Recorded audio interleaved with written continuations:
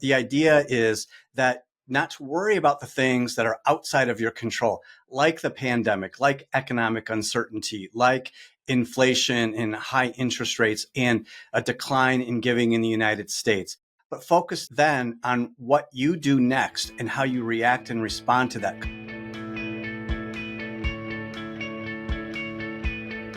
Welcome, everyone. I am so excited to be here today with Steve Johns. Steve, welcome to What the Fundraising. Thank you, Mallory. Great to be here. So I'm excited to dive into our conversation today, but why don't we just start with you telling everyone a little bit about you and your work and what brings you to our conversation today? Sure, sounds good. And so first of all, again, thanks for having me. I really appreciate the opportunity to sit with you and share a little bit about OneCause and myself and what we're doing. So again, I'm Steve Johns. I'm the CEO of OneCause. We sell a full spectrum of fundraising software and payment solutions. So you can see us at auctions and galas, dinners, golf outings, runs and walks and rides, online fundraising, basically you name it from a fundraising perspective, and we're doing it. The company's been around for 15 years, and I'm in my 10th year as the CEO of the company and loving it. And since inception, we've helped our nonprofit customers raise over $6 billion for their causes. And so we're all very proud of that. We have a lot of work still to do and a lot of room to grow, but we're very pleased for where we are and honored to be able to help our nonprofits every day. And you've had a busy year. In addition to OneCause, you published your first book, Fearless, Leadership Lessons at the Crossroads. And so I want to make sure we get to talk a little bit about that. Right. In the book, what are some of the leadership lessons that you feel like are going to be the most important for nonprofit leaders in 2024? So just to maybe set the stage here for the book for Fearless, it's called Fearless Leadership Lessons at the Crossroads. And what Fearless represents is the kind of compilation of letters that I was writing to the company during the course of the pandemic. And in fact, I don't know if you've looked at your calendar recently, but we're almost a month away from being 4 full years removed from the pandemic. It's one of those moments where it feels like it was 2 lifetimes ago, but it also feels like it's just yesterday. So it's crazy, but we're 4 years removed. So for OneCause, we primarily focus on supporting in-person fundraising events. And as you remember, in-person fundraising events basically went to zero in March of 2020. So we really had to go to action and help our nonprofit customers figure out new ways to fundraise, pivot over to virtual, be creative with online fundraising, basically keep fundraising in any way that they possibly could. So that was the big challenge that we were faced with. And we all went working from home right away. And so one of the problems or one of the challenges that we faced was, how do we keep this line of communication open at the company? And how do we know as a company that we're doing okay, or that we're getting back to where we should be getting back to? So I made the commitment to write a weekly update to the company. And it was actually at the time, I didn't really know how daunting of a task that was, but it was quite daunting. But so I started writing to the company and drawing inspiration from wherever I could, providing financial and operational updates. And in the summer of 21, we started to look at this compilation and said, this looks like there's a chance for a book to come out of this. And then we worked on that in 2022. And as you said, we released it now in February of 23. So about a year ago this month. So what it has are these leadership lessons that we learned during the pandemic, but what we also believe are somewhat timeless in their ability to be applicable today to all of the different paths and crossroads that we face, that our nonprofit customers face every day. And so, a couple of those leadership lessons that actually have been told back to me. So I'll say what some of my favorites are, but I'll also tell you what some of the favorites are that have been told back to me. And the first one was really about the beautiful lotus plant and the lotus flower that sits on the top of a pond and formulates the basis for all the artwork that we have for leadership lessons at the crossroads. So the story of the lotus bud, it comes from Buddhism, and the lotus bud works its way through the muck and the mire and the darkness of the pond And through that journey, it represents really potential. And it pushes everything away and finally emerges at the top of the pond and sits in this beautiful unfolding white flower that represents new life and rebirth. But the story and really the lesson is, were it not for that journey, were it not for all of the obstacles that got in the way of the bud, the beauty would not be as appreciated and would not have been as well earned. And so I heard this while I was doing my morning stretching, and I thought, this is it. This is representative of us. This is representative of our customers. We are in the mud. We are in the muck. We are in the mire. We're fighting all of these obstacles. But what I want to do is paint a vision for what everyone could think about, ultimately what we could emerge as this beautiful white lotus flower sitting on the top of the pond, if we just were able to kind of be, show that resilience through that adversity, push those things away. And I'll even say be better for the journey because it strengthened us on the way. So that, I would say, Mallory, that's probably my favorite lesson and most representative of what we all went through. But again, certainly applicable to today.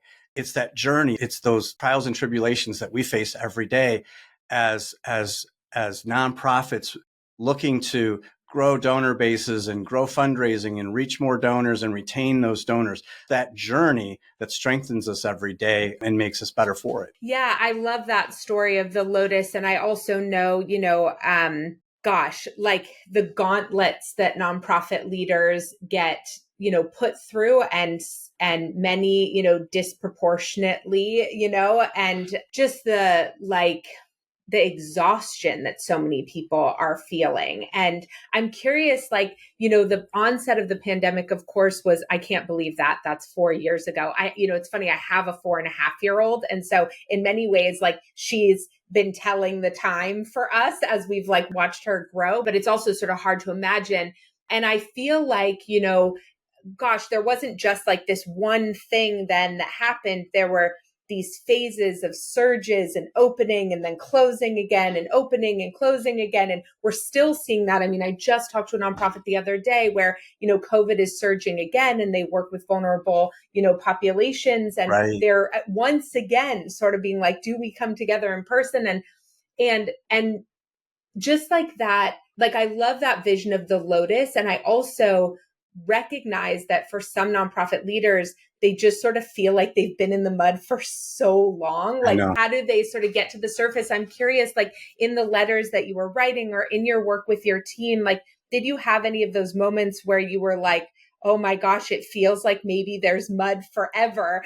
And what are some of the things that you saw or witnessed in leadership or, found in yourself to help you keep going when it did feel that dark? It's so true, because there were those times. And I think that we can also talk about when the pandemic was kind of pulling back even last year, and we got hit by economic uncertainty and inflation. And it just seems like if it wasn't one thing, it was another on top of everything else. And so I think you're right. We keep hitting all these obstacles.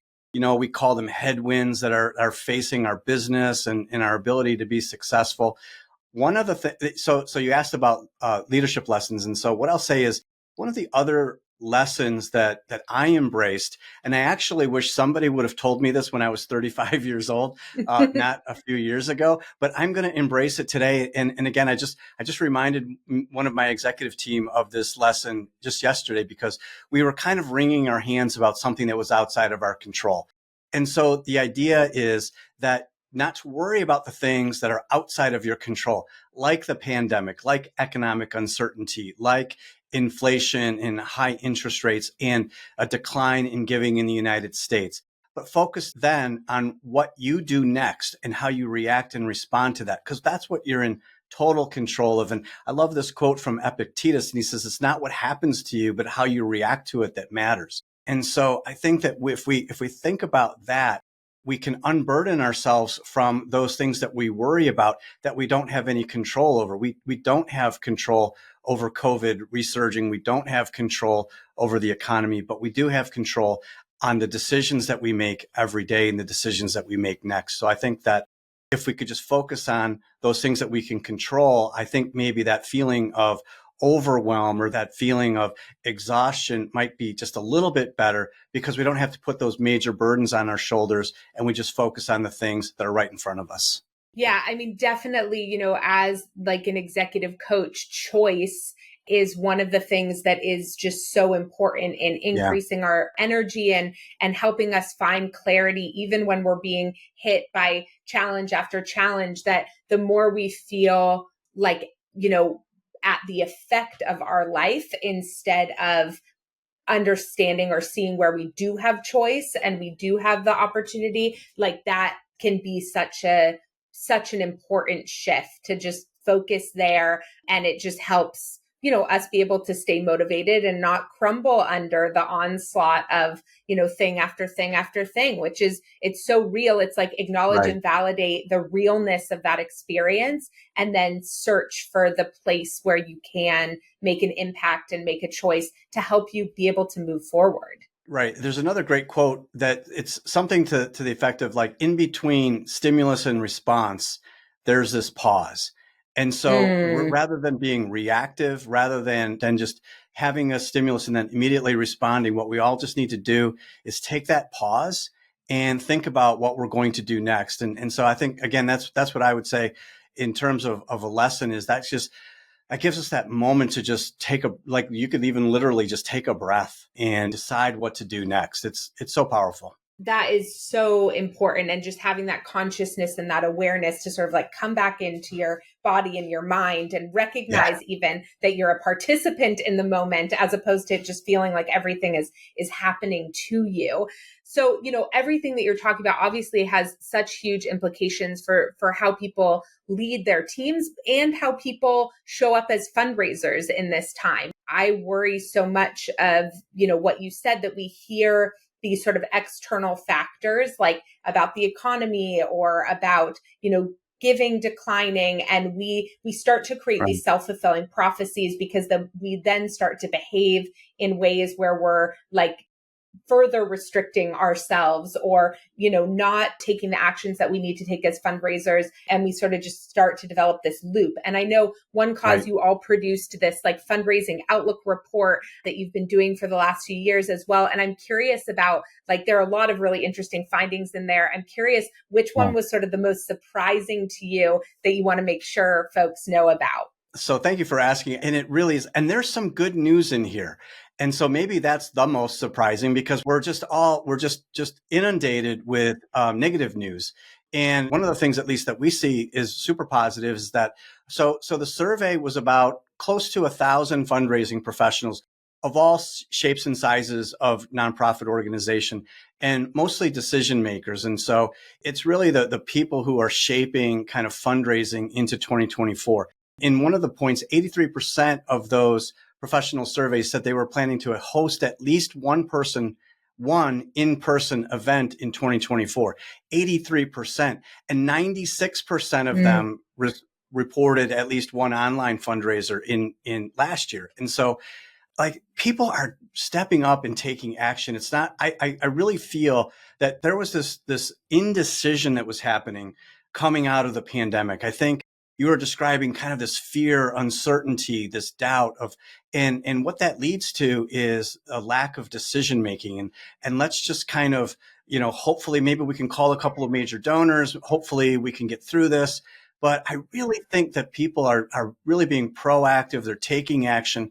And today, like OneCause, like others, we now have tools also that you can use in person as well as virtual and hybrid. So the technology tools that are available to nonprofit fundraising professionals are much more diverse than they were in 2020 when the pandemic first hit, because we had to create those basically on the fly, because we didn't really have a need for virtual fundraising and hybrid fundraising.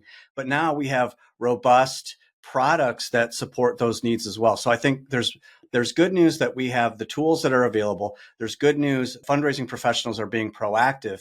And I'll also say, to just be a little bit tricky, most of the survey results were not surprising. They were kind of unsurprising, because we also heard a lot of the things that you're hearing from others about basically the need for donor cultivation, basically the need for the donors need to be more engaged. They have fatigue. And so we have to work with our fundraising professionals, our customers, in helping them cultivate those donors and build those relationships and get those recurring donors to keep coming back and giving. And again, from our perspective, of course, we do a lot of in-person fundraising. And we have another research report where we call the people who participate in that social donors. And there's good news on the social donors. They're engaging with nonprofits. They're coming to your event. What better way to show engagement than to spend an evening or an afternoon or participate in a run or a walk or a ride for your cause? And so I just so encourage nonprofit fundraising professionals to look at events as something so much more than fundraising. You look at it as an opportunity for donor cultivation. Look at it as an opportunity to have 10 minutes with that major donor, or maybe meet somebody who's new to your cause, who really is there as a guest of someone else, but connect with your cause because I'm in that moment and I'm participating in that moment with you. And then I become your lifetime donor from that moment on. So I just think there's so many opportunities for donor cultivation. There's so many opportunities for engagement, particularly around events that, again, I think that I'm kind of a bright side. I'm a silver cloud guy. And that, again, to take it back to the pandemic, look for the silver linings. That silver lining mindset is one of the things that was really important to me during the pandemic. And we were always trying to look for silver linings. And so I will say that's the silver lining mindset, is go out there and engage and cultivate those donors. Yeah. Okay. So you said something that I just sort of want to make sure we double click on, because, you brought up, fatigue, but then you were talking about like engagement and connection. And I feel like when a lot of nonprofits think about or have fears around donor fatigue, their instinct is to sort of do less or to like disconnect more, right? They're like, oh, they're tired of us, so we shouldn't reach out, or we shouldn't have this event because they're tired of all the things we're inviting them to. And when I think about donor fatigue, I think that they're fatigued about the type of communication that they are repeatedly getting, not that they're fatigued about being engaged with your organization. And I think a lack of engagement comes from two things. It comes from not communicating at all, or it comes from only communicating in transactional ways. But that real engagement involves a lot of communication and a lot of two-way communication. So can you kind of define how you think about engagement in relationship to what we're talking about? Yeah, so true. And so if I keep getting the same ask, I'm going to be fatigued by that. Or if you demonstrate to me that you don't understand who I am as a donor, I'm going to tune out to that. And so I think that we need to link that to, everyone is talking about artificial intelligence or AI these days. We're beginning to incorporate AI into our products.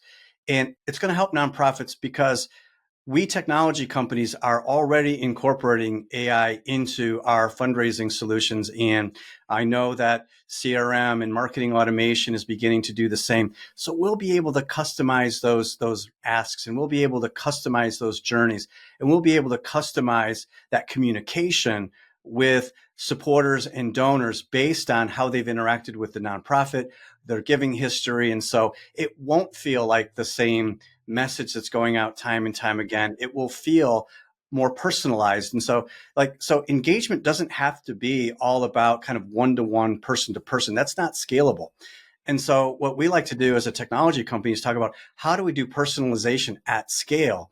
And that is using technology and just to be smarter about the information that we have about donors and the last time their giving history, the last time they gave, their propensity and their capacity to give, and just, again, tailor a message that is using technology that is at scale so that people do engage, so that people don't feel fatigued and people get a new message and people feel like the organization is paying attention to them. Yeah, I think that's a really important way, and sort of talking about the way in which a company like yours integrates AI is really important, because I think sometimes when folks are just thinking about generative AI and its ability to increase the volume of communications, some of the primary concerns are that it's going to lead to sort of more surface level like engagement or clickbait or, right? Like all the things we don't want to do more of. And AI is technology that can be applied poorly and can be applied in really beneficial ways, like what you're talking Right. about, like with Right. anything, right? And so I think, I love thinking about, okay, how does, through a tool like OneCause, how does AI solve a problem? And the problem being creating a more personalized experience that you don't have the capacity as an organization to do on a human level, right? But to sort of see the donor, have the technology help you reflect back to the donor that you see them and that you understand their, like, who they are in that giving experience. Right. And Mallory, just like you said, technology can be used for good or it can be used not for good. And in fact, when I first got to OneCause, we were called BidPal at the time. We went out and trademarked the tagline, technology for good, because that's what we want to be about. And that's what we want to be known for. I'll give you an example of the way that we're already incorporating AI into our fundraising solution. And so that is, we call it supporter or item recommendations. And so and it's in our product today. So if you're at a gala this weekend and you're making a bid or you're checking something, an item out, we're going to, based on the data that we have from over 50,000 fundraising campaigns and millions of data points, start to suggest other items that you might be interested in based upon what you're bidding on or what you're kind of investigating. And so this is very much like being on Amazon and you're making a purchase and they'll say, hey, based on that purchase, other people have bought these other items. And so it's a recommendation engine to improve the supporter experience, the donor experience. But we're also helping, and we have data to support this, we're also helping our nonprofit customers raise more money by suggesting more items and making that a more interactive and iterative process. And so that's just one step towards that. We're going to use, and then the other thing that we think that AI is going to be able to do is help save time.